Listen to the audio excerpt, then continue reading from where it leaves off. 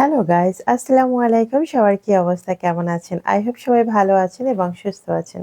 আজকে আমার মিনি কিচেনে অনেক কিছু রান্নার আয়োজন করেছি। এক কথায় গ্রাম বাংলার গ্রাম্য খাবার রান্না করব। প্রথমে আমি এক চুলাতে ভাত বসিয়ে দিয়েছি আর অন্য চুলাতে ডাল বসিয়ে দিয়েছি। আজকে হচ্ছে কাঁচা আমের ডাল রান্না করব আর সঙ্গে হচ্ছে বিভিন্ন ধরনের ভাজাভাজি হবে। আর সঙ্গে তো আছে বিশাল বড় সাইজের ইলিশ মাছ। আশা করছি আপনাদের কাছে ভিডিওটি ভালোই লাগবে। তাই সবাইকে বলবো আপনারা ভিডিওটি স্কিপ না করে সম্পূর্ণ দেখতে থাকুন।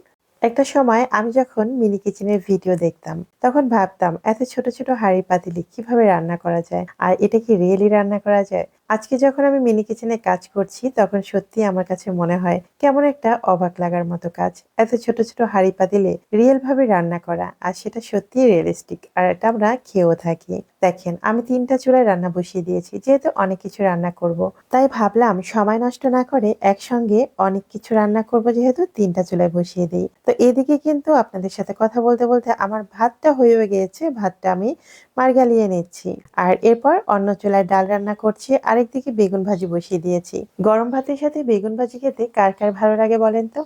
অনেকে তো আছে পোলাওর সাথেও পছন্দ করে। যদিও আমরা পোলাওর সাথে তেমন একটা খাই না। তবে গরম ভাতের সাথে বেগুন ভাজি সেটার টেস্টই আলাদা। তো এদিকে আমার ডালটাও কিন্তু ফোড়নে দেওয়া হয়ে গেছে। আমি কিন্তু দেখতেই পাচ্ছেন এক, এক করে কিন্তু সবকিছু রান্না করে নিচ্ছি। রিয়েল কিচেনে যেভাবে রান্না করি আমি আমার মিনি কিচেনেও সেভাবেই রান্না করি। এখানে কোনো ফাঁকি-ঝুঁকির কোনো অবকাশ নেই। যত সময় লাগুক না কেন চেষ্টা করি রান্নাটা যেন ঠিকঠাক হয় আর খাওয়ার উপযোগী হয়। তো অন্যদিকে হচ্ছে আমার বেগুন ভাজিটা হয়ে গেছে। এখন আমি বড় সাইজের ইলিশ মাছগুলো ভেজে নিচ্ছি। ইলিশ মাছগুলো ভাজি করতে বসিয়ে দিয়ে অন্য চুলায় হচ্ছে আমি চিংড়ি মাছ ভুনা করে নিব। আর এইদিকে রান্না বসিয়ে দিয়ে আমি খাবারগুলো কিন্তু পরিবেশন করে নিচ্ছি। কারণ কোনো সময় অপচয় করা ঠিক না। আমি সবসময় এভাবেই কাজ করি সেটা কিন্তু আপনাদেরকে দেখিয়ে দিলাম। রান্নার পাশাপাশি অন্য কাজগুলো করে ফেললে সময়ের অপচয় হয় না আর কাজটাও গুছিয়ে ফেলা হয়। তো আমার খাবারগুলো কিন্তু সার্ভ করা হয়ে গেছে। যেগুলো হয়ে গিয়েছে রান্না করা সেগুলো কিন্তু আমি একদম গরম, গরমেই সার্ভ করে ফেলেছি।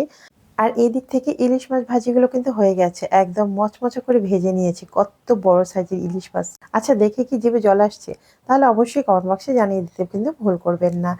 আর অন্য চুলায় যে চিংড়ি মাছ ভুনা করছিলাম সেটাও কিন্তু হয়ে গেছে। মাশাআল্লাহ দেখতে অনেক লোভনীয় হয়েছে।